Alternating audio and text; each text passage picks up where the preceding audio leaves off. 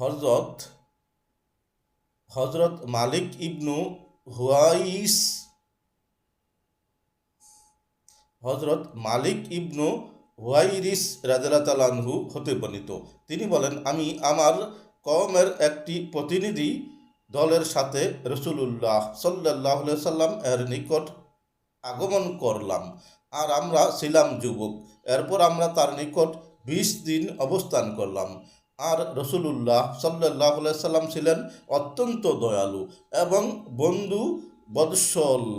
এরপর যখন তিনি আমাদের মধ্যে আপন পরিজনের কাছে প্রত্যাবর্তনের প্রতি আগ্রহ লক্ষ্য করলেন, তখন তিনি সাল্লাল্লাহু আলাইহি সাল্লাম আমাদেরকে বললেন, তোমরা তোমাদের পরিজনের নিকট প্রত্যাবর্তন করো এবং তাদের মাঝে অবস্থান করো, আর তাদেরকে কল্যাণকর কাজের আদেশ দাও এবং দিন শেখাও।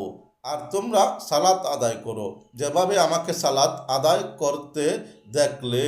আর যখন সালাতের উপর উপস্থিত হয়, তখন তোমাদের মধ্যে থেকে একজন যেন আজান দেয়, অতঃপর তোমাদের মধ্যে যে সবচেয়ে বড় সে যেন ইমামতি করে। হাদিস মুসলিম শরীফ, হাদিস নং 674 ও সুনানু দারিমি।